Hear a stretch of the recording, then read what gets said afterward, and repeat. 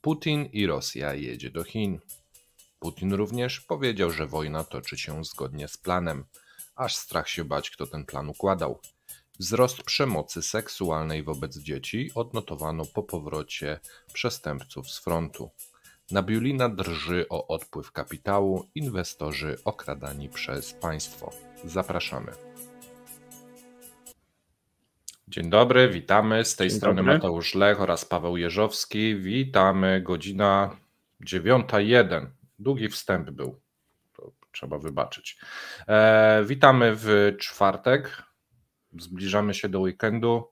Mamy kilka dobrych informacji, kilka złych, kilka może zabawnych. Zaczynamy. Paweł, zacznijmy od paska. Mamy też kilka bulwersujących. Zaczynamy od paska. Tu mamy złe informacje dla Rosjan. Urals cały czas się osłabia.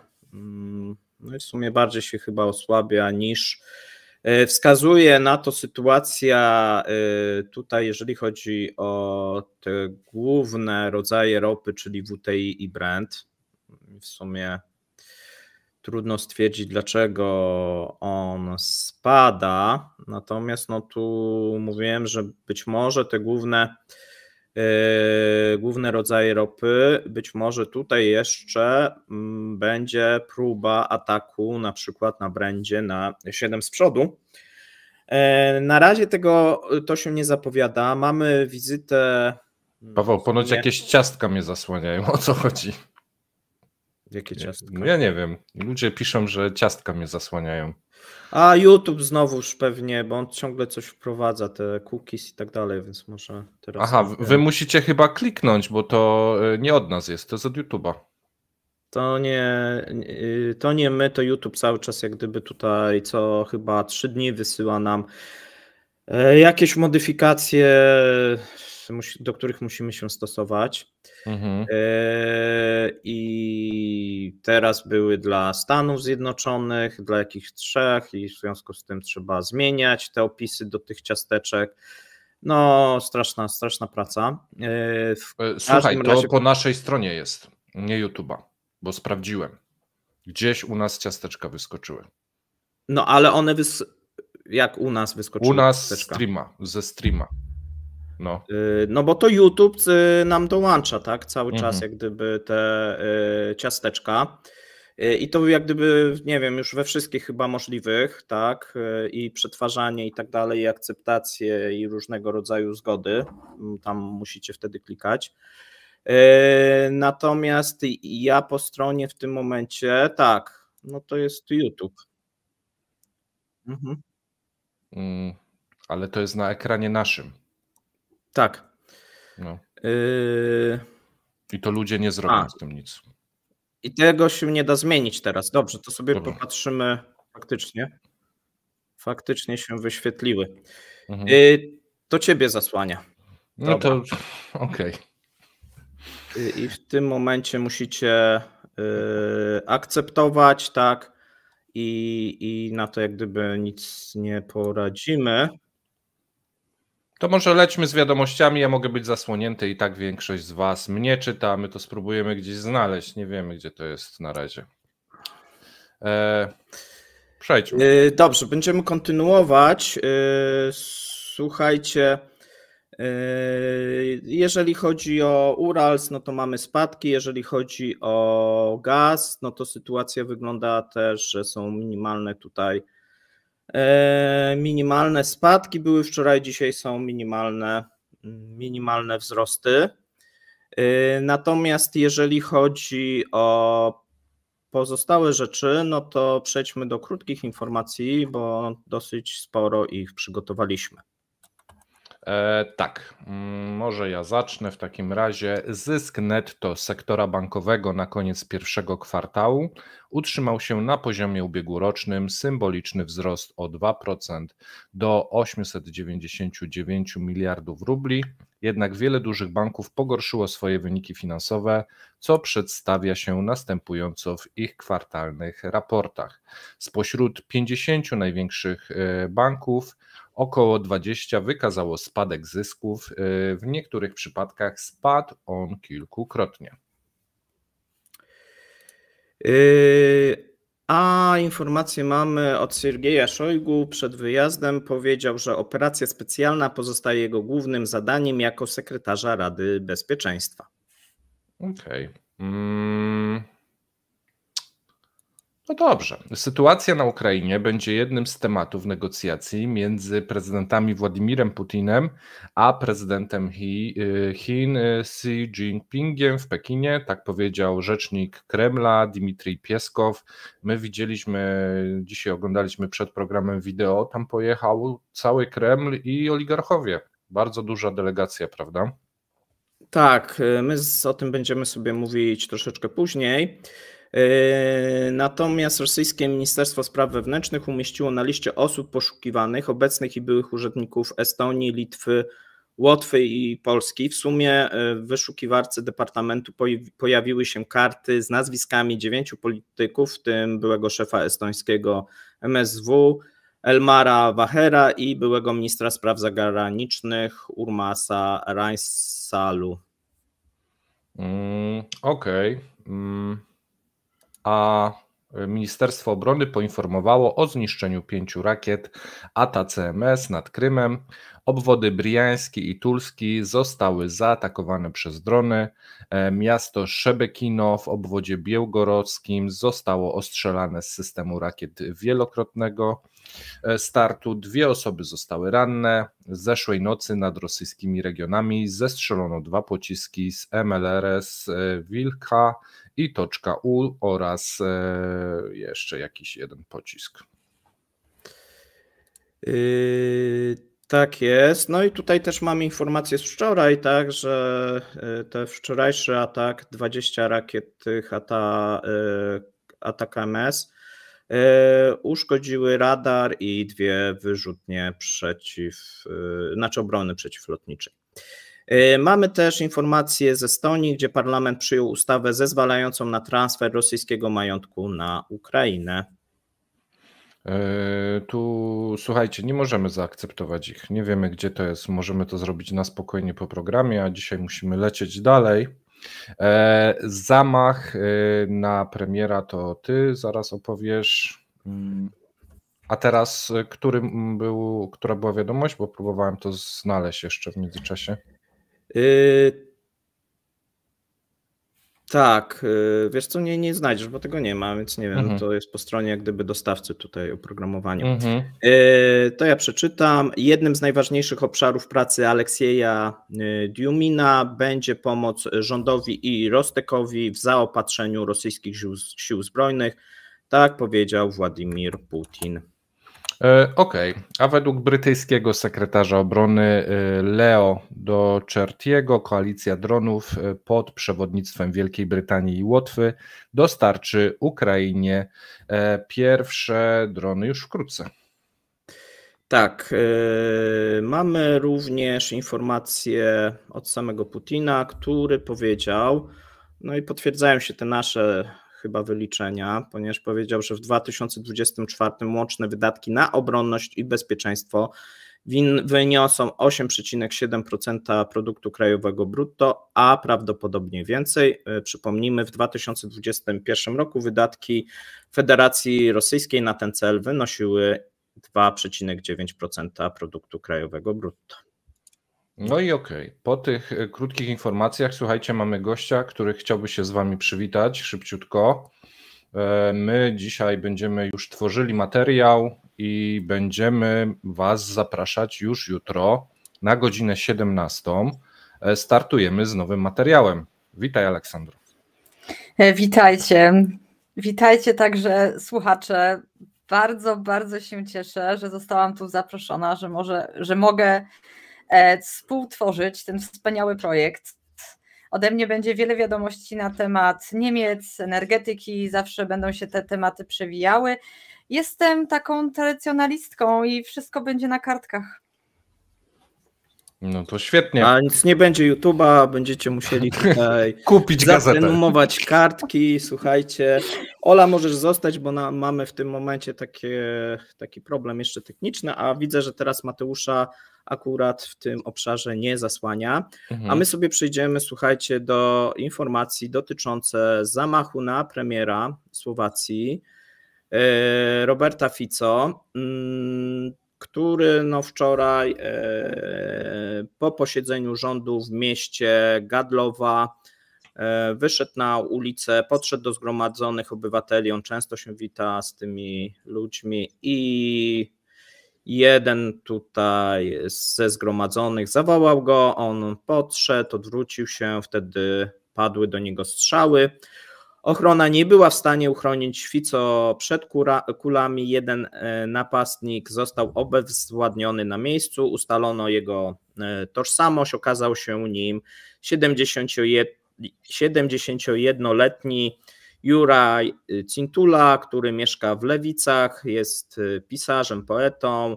Na portalach społecznościowych zatrzymany dosyć ostro wypowiadał się na temat działalności obecnego słowackiego premiera i był zwolennikiem opozycyjnych partii. Jednakże wielu komentatorów zauważa, że w przeszłości związany był z prorosyjską formacją paramilitarną Słoweńskiej Bracji. Nie do końca są jasne motywy działania sprawcy. Premier w trybie pilnym trafił do szpitala, kilka godzin spędził na sali operacyjnej z powodu krwotoku jamy brzusznej, jednak kula trafiła Fico w brzuch, druga przeszła przez brzuch i dotarła do kości udowej, trzecia trafiła w polityka w ramię. Przez kilka godzin lekarzom nie udało się zatamować krwawienia, które u premiera pojawiło się w wyniku rany postrzałowej. Operacja była długotrwała ze względu na uszkodzenia kilku narządów.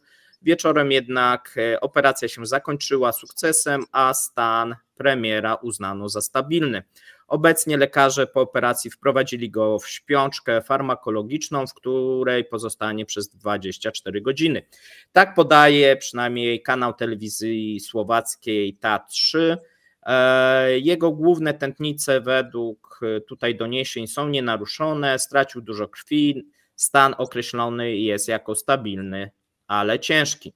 Operacja, którą przeszedł, trwała 3 godziny 40 minut. Tutaj telewizje słowackie donoszą, że wcześniej Fico miał już problemy zdrowotne z chorobami serca, może to skomplikować jego powrót do zdrowia. Jeżeli chodzi o rosyjskie media, to nie poświęcają dużo uwagi temu wydarzeniu w obliczu wizyty reżimu w Chinach. To jest jak gdyby 1 i 2, jeżeli chodzi o tą wizytę. My będziemy o tym dzisiaj mówić, będziemy też mówić w niedzielę. Natomiast w przypadku tutaj Słowacji i premiera podkreślają bardzo dobrą znajomość przez słowackiego premiera języka rosyjskiego, negatywny stosunek do pomocy Ukrainie, a także jego dążenie do pokoju w rejonie konfliktu. No i okej. To może wykorzystamy Ole w tym momencie i zapytamy, co mówią niemieckie media? Coś donoszą? Jakieś są opinie, jakieś nastawienie? Wczoraj chyba w tym telewizyjnym dzienniku pierwszej stacji telewizyjnej, który tak analizuje co dzień, no to jednak była absolutna 1, nadzwyczaj długa, około taka 5-minutówka, która spowodowała, że inne ważne wiadomości, jak na przykład fakt, że niemiecka koniunktura idzie bardzo w dół, przewidywany jest już tylko wzrost tak w zasięgu 0,2, a miało być 0,7, to poszło na sam koniec. Na 1 poszedł, wiadomo teraz, ten zamach. Wypowiedź Czaputowej, to było takie właśnie wejście, też te nagrania już tam z miejsca wydarzeń, jak to Fico podchodził do tej grupy i potem jak ten sprawca, tak tam było powtarzane właśnie 71-letni sprawca, już tam leżący na podłodze, tak, i krótkie takie wystąpienie korespondenta w pierwszej telewizji w tonie bardzo neutralnym. Żeście teraz już tak jednak wprowadziliście słuchacza troszeczkę w taką charakterystykę tego Fico. Tu niemiecki dziennik był ostrożniejszy. To było bardzo delikatne i zwracano właśnie uwagę na to, że jest ta atmosfera, prawda, silnie spolaryzowanego społeczeństwa, agresja słowna, tutaj właśnie w ramach opinii publicznej, że do czego to prowadzi. I Czaputowa raz, Czaputowa 2. Dobra. Słuchaj, Olu, zostajesz z nami, czy uciekasz się przygotowywać? Bo jeżeli uciekasz, to ja cię mogę na przykład wyłączyć kamerę i mikrofon, ale zostaniesz czarnym ekrankiem, dzięki czemu będzie mnie widać, jak będę mówił. Bo mamy problem jakiś z ciasteczkami, które wyskoczyły na ekranie. Ja się tak na was cieszę, że ja że jestem już od 45 minut. Siedzę tu na tym fotelu i czekam, wyczekuję was. To jest niemożliwe, żebym się teraz po prostu dała jakoś tutaj zgasić. Ale jestem w napięciu. Nie mogę, siedzę z wami, ale wiecie co zrobię? Ja sobie ten mikrofon jednak, bo ja tutaj te moje karteluszki muszę jeszcze sobie troszeczkę popatrzeć i zgaszę mikrofon, ale będę obecna mentalnie. Cieszę się na Kremlinkę, startuję czat. No po prostu cieszę się na was i działamy i w ostatnich tygodniach po prostu też śledzę was na okrągło, więc wiem kto co powiedział. Nie? Super. Można już się wycofać. Jasne. No to wyciszamy mikrofon i przechodzę do następnej informacji. Słuchajcie, prace nad ustawą o prawie policji do blokowania kont Rosjanom rozpoczęły się. Szef MSZ Władimir Kołokolcew zwrócił się do Rady Federacji o przyznanie policji prawa do blokowania kont na czas wstępnego śledztwa i to bez decyzji sądu. Uważamy, że konieczne jest upoważnienie organów dochodzenia wstępnego do wstrzymywania transakcji pieniężnych oraz uzyskiwania informacji od banków i operatorów komórkowych bez decyzji sądu w sprawach, które wymagają szybkiego działania. Tak stwierdził minister. Ja tu sobie Pawła jeszcze klikanie wyciszę i mogę czytać dalej. Przewodniczący Rady Federacji Walentina Matwienko poprosiła o wydanie instrukcji odpowiednim komisjom, a także o zaangażowanie zarówno Ministerstwa Sprawiedliwości, jak i Ministerstwa Rozwoju Cyfrowego w szybką pracę nad zmianą ram legislacyjnych. W połowie kwietnia Ministerstwo Spraw Wewnętrznych przygotowało nowelizację kodeksu postępowania karnego, która zobowiąże banki do ujawniania policji informacji o przelewach bez rozprawy w ciągu 3 dni, a w przypadku otrzymania wniosku drogą elektroniczną w ciągu 24 godzin. Jednocześnie śledczy przesłuchujący zgodnie z planem MSW powinni otrzymać uprawnienia do blokowania na 10 dni wszelkich operacji przekazów pieniężnych. Zgodnie z projektem ustawy funkcjonariusze będą mogli to zrobić, jeśli zaistnieją podstawy do przypuszczeń, że rachunki bankowe, depozyty, środki elektroniczne, zaliczki na usługi zostały wykorzystane w działalności przestępczej. Czyli funkcjonariusz, jak będzie podejrzewał, no to może wszystko poblokować, a potem będzie dopiero prowadził śledztwo. Z projektu wynika, że do zablokowania konta danej osoby śledczy będzie mógł potrzebować zgody szefa organu śledczego, a śledczego zgody prokuratora. W Ministerstwie Spraw Wewnętrznych proponuje się umożliwienie śledczym i przesłuchującym w ramach sprawy karnej uzyskiwanie danych o rozmowach telefonicznych obywateli też bez decyzji sądu. Czyli mamy inwigilację rozmów bez decyzji sądu, no i zajęcia kont w sumie też bez decyzji sądu. Jednocześnie termin na przekazanie tej informacji nie może przekroczyć 10 dni poprzedzających dzień wydania decyzji, czyli mają 10 dni, żeby to wszystko sobie przygotować. I tu mamy wypowiedź zdań prawnika Jewgenia Simirowa, który zarzuca, że propozycje Kołokolcewa mogą być sprzeczne z konstytucją. w rzeczywistości sugerują, aby śledczy choć w ograniczonej liczbie przypadków zajmowali majątek na 10 dni, a następnie zwracali się do sądu z wnioskiem o nałożenie dłuższego zajęcia. Posiadanie majątku jest prawem konstytucyjnym, które może zostać ograniczone jedynie decyzją sądu, tak twierdzi prawnik. No ale tu chyba te nowe ustalenia świadczą, że jednak ta konstytucja to tak średnio. Paweł? No tak średnio, tak. No ale to chyba tak praktyka już nie w jedynej sprawie, a więc myślę, że to nie jest jak gdyby zaskoczenie dla obserwatorów. Tak. Natomiast teraz przejdziemy do najważniejszej informacji, jeżeli chodzi o rosyjskie media. Putin i Rosja jedzie do Chin. Wizyta handlowo-wojskowa rosyjskiego reżimu, ogromna mobilizacja rosyjskich władz, 2 samoloty, jeżeli chodzi o tą wizytę, wypełnione delegacją rosyjską. Wszyscy pojechali, jeżeli chodzi o ten reżim, czyli prawie cały rząd, no i wszyscy najważniejsi biznesmeni, najważniejsi oligarchowie, no i najważniejsi doradcy tutaj prezydenta. Wizyta jest planowana na dzisiaj oraz na jutro.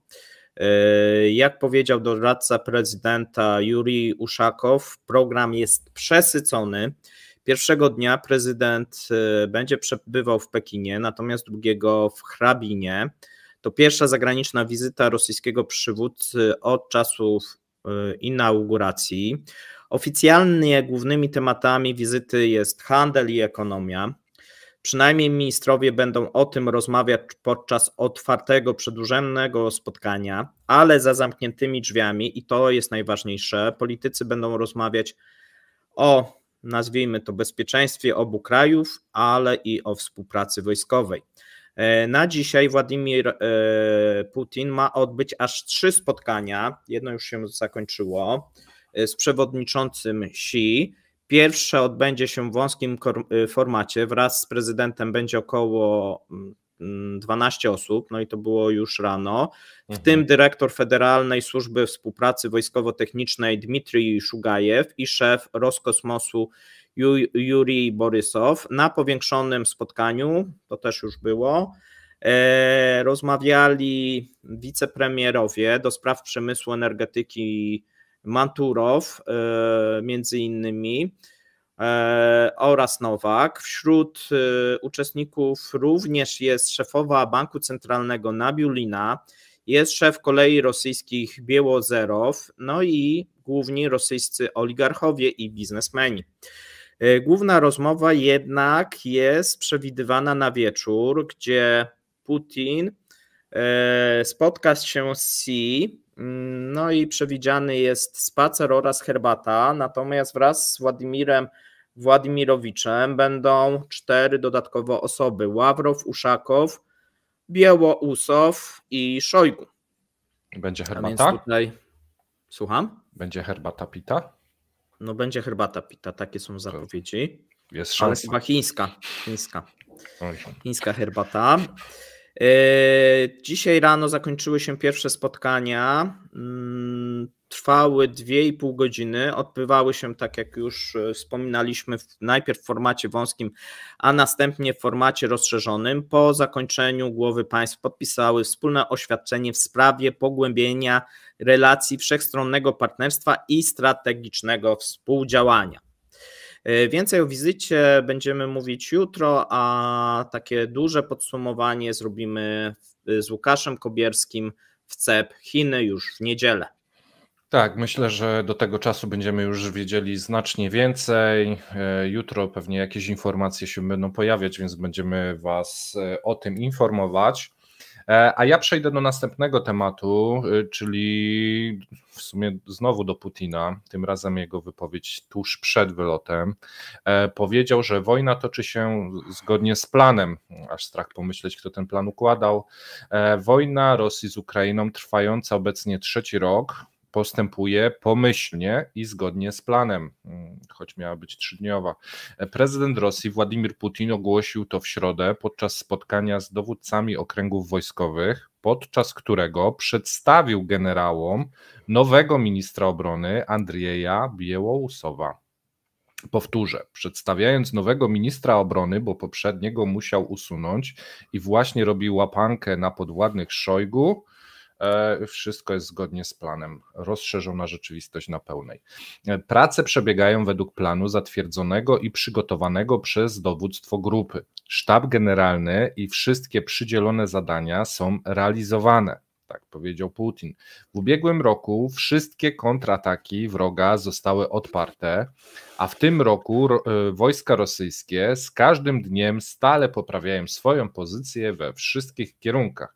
Podziękował odwołanemu byłemu ministrowi obrony Siergiejowi Szojgu za budowanie sił zbrojnych i ich nowy wygląd, a nominację Biełołusowa uzasadnił rosnącymi kosztami obronności i koniecznością ostrożnego zarządzania budżetem wojskowym, które osiągnął rekordowe czasy od czasów sowieckich. Jeśli chodzi o sztab generalny i całą strukturę zapewniającą pracę bojową, nie ma żadnych zmian i nie są one planowane. Tak podkreślił Putin, uspokajając generałów. Dodał, że blok bojowy najwyższych generałów planujący działania armii wciąż działa rytmicznie i skutecznie. Według Ministerstwa Obrony Wielkiej Brytanii, według stanu na kwiecień 2024, rosyjskie siły zbrojne straciły na Ukrainie 450 000 osób zabitych i rannych. Liczba ta nie obejmuje strat poniesionych przez bojowników prywatnych firm, takich jak Wagner, które werbowały też dziesiątki tysięcy więźniów, ale też ludzi, którzy byli zakontraktowani na zasadach po prostu komercyjnych, a następnie ruszono nimi do mięsnych szturmów. Tu przypomnienie, bo uważam, że mało się o tym mówi, to też w większości byli Rosjanie, mężczyźni w sile wieku, którzy mogli pracować w fabrykach. Według szacunków brytyjskich armia rosyjska straciła co najmniej 10 000 sztuk sprzętu, wśród nich prawie 3000 czołgów, 109 samolotów, 136 helikopterów, 346 takich dużych dronów, 23 okręty wojenne różnych typów i 1500 systemów artyleryjskich. Wszystko idzie zgodnie z planem. Zakończyłem. Tak, no wszystko idzie zgodnie z planem, można by powiedzieć, przynajmniej tak władza informuje. A jeżeli tutaj, słuchajcie, jeżeli jesteśmy przy tym, co może chyba nie idzie zgodnie z planem, przynajmniej tak by wskazywały dane, no to w Rosji odnotowano gwałtowny wzrost przemocy seksualnej wobec dzieci po powrocie przestępców z frontu. Reżim nazywa tych przestępców bohaterami. Natomiast mamy dane z kanału Możemy Wyjaśniać, który przeanalizował dostępne statystyki Departamentu Sądowego Sądu Najwyższego Federacji Rosyjskiej. No i opublikował dosyć bulwersujące informacje. Wzrost liczby przestępstw przeciwko nietykalności seksualnej nieletnich rozpoczął się w 2022 roku po inwazji Rosji na Ukrainę na pełną skalę. Tym samym liczba aktów przemocy o charakterze seksualnym w porównaniu sprzed konfliktu wzrosła o 483%, prawie sześciokrotnie. Z reguły dzieci stawały się ofiarami ułaskawionych przez Putina byłych najemników Wagnera. Większość spraw została utajniona, ale w 2 przypadkach trafiły do sądu. W lutym tego roku sąd skazał na 17 lat więzienia byłego wagnerowca Szachmatowa, który wiosną 2023 roku zgwałcił 2 dziewczynki, wiek 10-12 lat. Przed zaatakowaniem dzieci weteran wojenny spotkał się z nimi w pobliżu szkoły, grożąc pistoletem z granatem zmusił je do aktów, zmusił je, żeby poszły z nim za garaże, gdzie dopuścił się aktów przemocy. We wrześniu ubiegłego roku żołnierz kontraktowy, którego nazwiska nie podano, został skazany na 15 lat więzienia za pobicie i próbę gwałtu na swojej 10-letniej pasierbicy w marcu 2023 roku. Jak później powiedziała żona mężczyzny, po powrocie z Ukrainy zaczął być mocno agresywny. Anna Rivina, szefowa Centrum Nasili.net, uważa, że wzrost brutalnych przestępstw na tyłach jest konsekwencją propagandy wojennej, ponieważ normalizuje ona kulturę przemocy. Sytuacja może się pogorszyć w związku z problemami z PTSD, mówi psycholog społeczny Aleksiej Roszcin.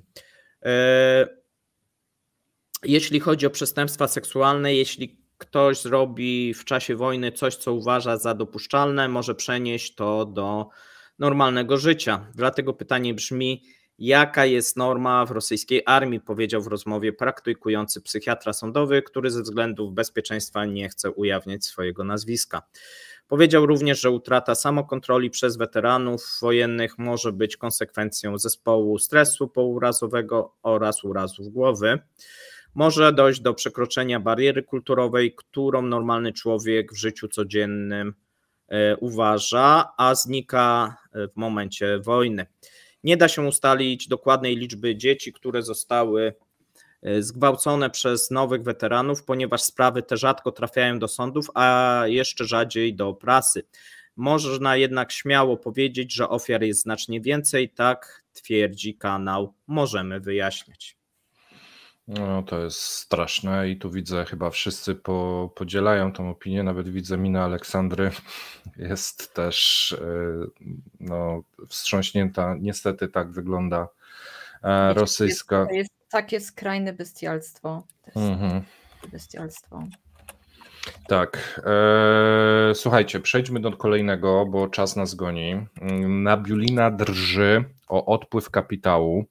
Inwestorzy są okradani przez państwo. Redystrybucja majątku i nacjonalizacja majątku, gdy siły bezpieczeństwa przejmują wszystko w zasięgu wzroku, będą miały poważne konsekwencje dla gospodarki. Tak obawia się bank centralny. I tu przede wszystkim odpływ kapitału i reorientacja inwestorów rosyjskich na rynki zagraniczne to zagrozi wyznaczonemu przez Władimira Putina celowi podwojenia kapitalizacji rosyjskiej giełdy do 66% PKB do 2030 roku. Bo kto będzie chciał inwestować? Bank centralny jest najbardziej zaniepokojony między innymi historią fabryki magnezu w Solikamsku.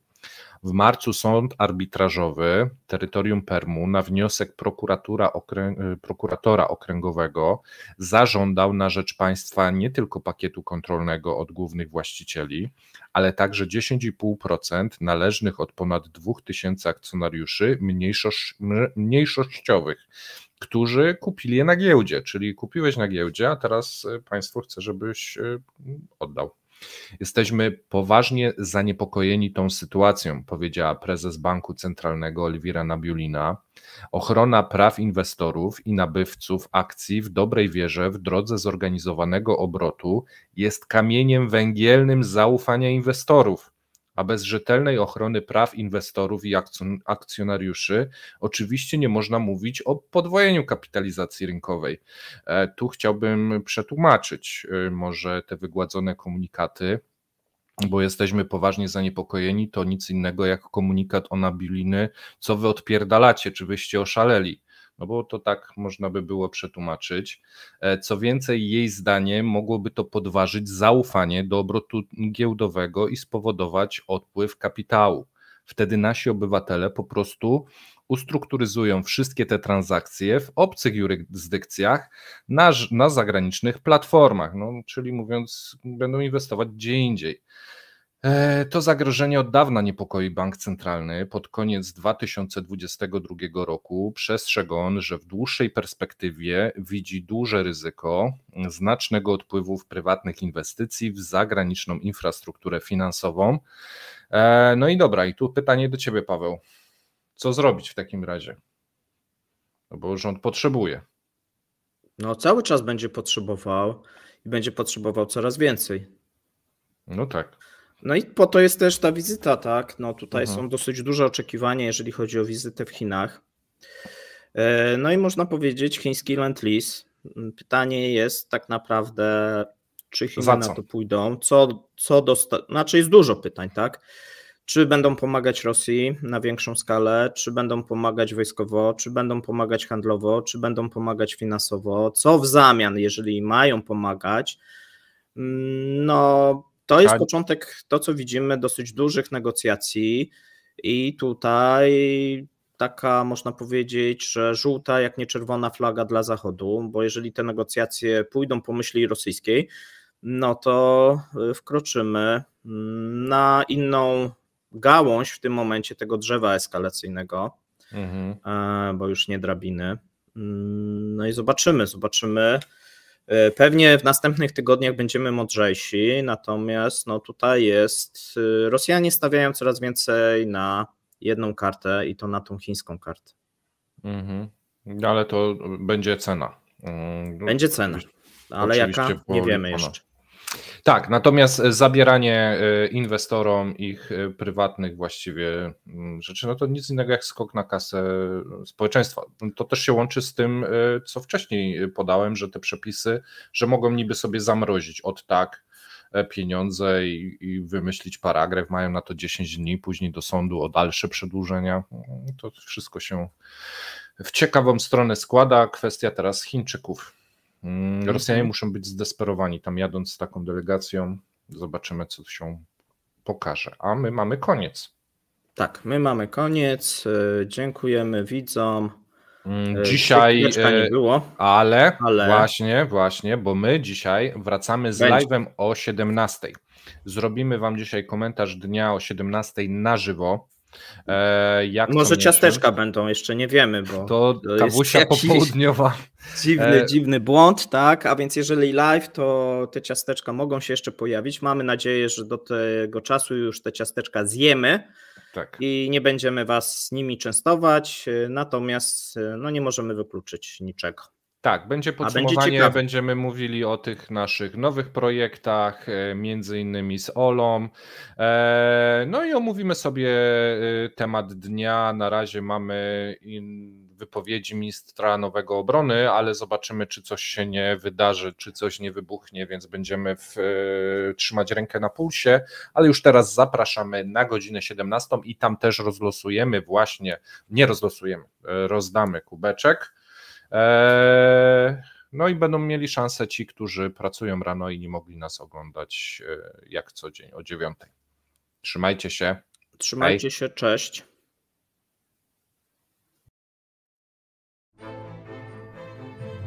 Dziękujemy za obejrzenie materiału do końca. Zapraszamy kolejnego dnia. Trzymajcie się. Cześć.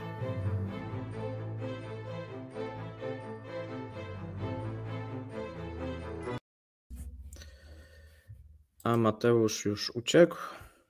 Chyba tak. Wiesz co, musimy rozwiązać ten problem ciasteczkowy, bo jakiś jest... Ale powiedz mi, na czym to polega? Poczekaj, musimy stream zakończyć, bo nas jeszcze wszyscy oglądają i widzą. Mateusz sobie uciekł. Pozdrawiamy tutaj, a my przechodzimy do zbadania tutaj afery ciasteczkowej. Dziękujemy.